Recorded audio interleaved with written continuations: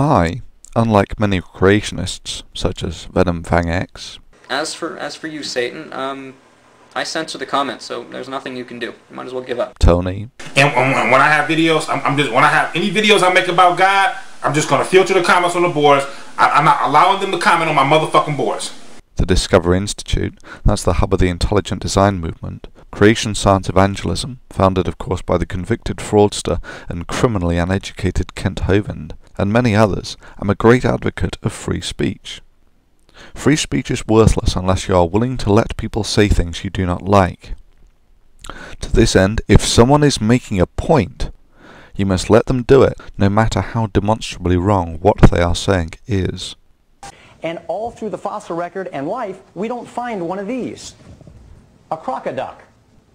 There's just nothing like it. There is no one animal transitioning into another. You can poke holes in the evolutionary process, and you can poke holes, as I did, in the Big Bang Theory, or whatever crazy thing they're trotting out here.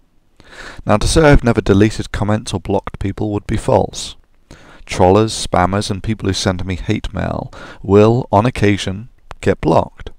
And to be quite honest, if your idea of a virtuous use of free speech is pointless speculation on someone's lineage or how ugly their mama was... Well, your mama is Hold it, wait a minute. Don't bring anyone mother into this. well, you can do it elsewhere. Similarly, if your idea of free speech is simply repeatedly copying and pasting from other websites, then you are performing a task more befitting of a computer. Indeed, YouTube clearly has algorithms in place that automatically mark such comments as spam. I have little ethical issues in deleting these if I come across them. So it was with a sense of mirth the other day that I found that some of my earlier Why Do People Laugh at Creationists videos, particularly the ones containing the convicted fraudster Kent Hovind, had been targeted by flagging campaigns by creationists, both down-thumbing and marking as spam any non-creationist comment, and up-thumbing creationist comments. Yep, all those creationist comments, they really show what a draconian censor I am, don't they? Again, it is seen that creationists have a propensity towards intellectual vandalism. They have a level playing field to say whatever they want, and make whatever argument they feel most accurately articulates the strength of their position, and they have done it. The best argument they can put forward is flagging comments they don't like as spam, abusing the system. This is their strongest card. However, whoever did this was clearly very dedicated. They appear to have flagged about 1,000 comments split over 3 videos containing the convicted fraudster and the young earth creationist Kent Hovind. Just to flag these comments, they had to read 1,000 or so comments, decide if they were pro-creationism or sane, then rate each one 6+ times each. It's an absolute minimum of about 3 hours of mindless clicky work. Plus, I think YouTube has some timeout feature to prevent people abusing the system like this, so on average you only get about 1 comment vote per minute, meaning that someone put in 24 hours work just sitting down and flagging these videos. Then, of course, these videos get sufficient traffic that the superficial effects of their flagging campaign are lost in about a week. Secondly, they cannot down-thumb my comments, meaning that anyone who does actually look at these comments, all they will see is creationists getting their asses handed to them, like this. These docs keep on mentioning fact. What fact? Science is not, nor will ever be, fact. Who can even start to believe the Earth is 65 million years old? What will it be next week? 59.6 million? Which one of us was there when it formed?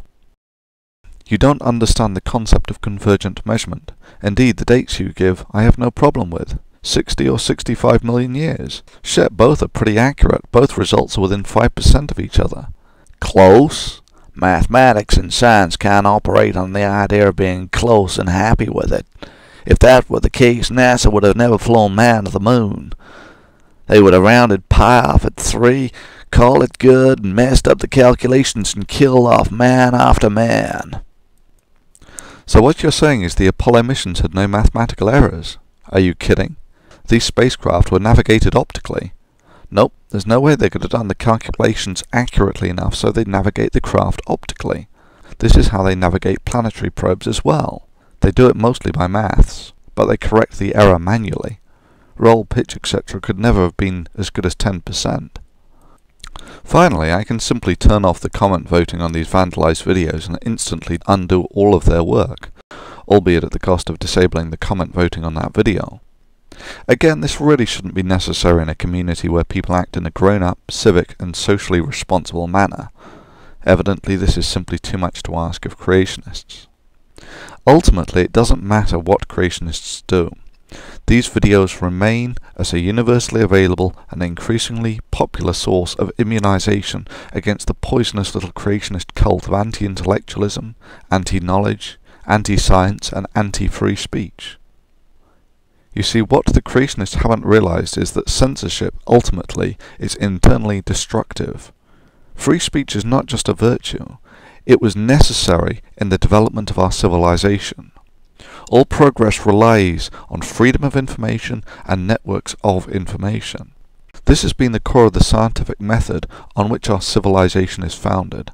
What sort of world would we live in today if Einstein, Newton and Galileo had all kept their ideas to themselves? Process necessitates the examination of the veracity of the status quo, a process that the scientific community in the open marketplace of ideas is ruthlessly good at. You simply cannot attain this sort of progress in an environment of censorship. Can you, Galileo? Does evolution get this scrutiny? Yes, of course it does. When Darwin proposed the mechanism, he had no idea of the details of reproduction with variation. Now we do. Darwin had little understanding of other significant factors in evolution, such as genetic drift and punctuated equilibrium. Now we do. However, pervasively it is seen that nothing in biology makes sense without evolutionary theory, just like nothing in chemistry makes sense without atomic theory. So why does no one take intelligent design, the rebranding of creationism, seriously? Well, it's simple. In a free marketplace of ideas, the right to express an opinion does not extend to the right to be taken seriously. The banana and the hand are perfectly made one for the other.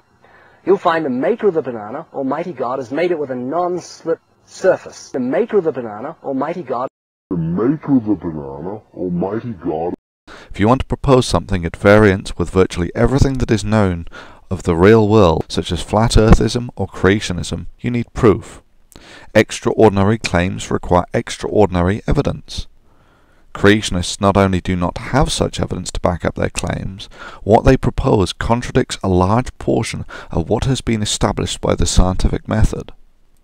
Further, what can be claimed without evidence can be dismissed without evidence. A point that is self-evident is if you can claim something without evidence, you can make the counterclaim without evidence with equal validity.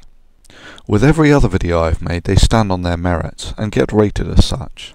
However, for this video, and this video alone, I ask people who oppose the willful and unnecessary abuse of the system by creationists to rate and favourite this video as a token of your opinion on the subject. We all know that evolution has never been proven. It was a theory, an idea that was made about some fucking moron that wrote a book about it, and then it was never proved. It's not something that you prove it. They didn't observe a monkey evolving into a human being. So if humans evolved from monkeys, there will be no monkeys left on the face of the planet. Now, it was my limited knowledge, or my limited intelligence, or limited fucking knowledge of science.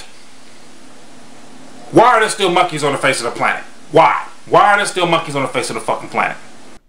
Well, firstly, we share a common ancestor with the great apes. This is not the same thing as saying we evolved from monkeys. However, your confusion over common ancestry can probably be best cleared up by a simple analogy. The reason there are still great apes while Homo sapiens share a common ancestor with them is the same reason that Americans are mostly descended from Europeans, yet there are still Europeans.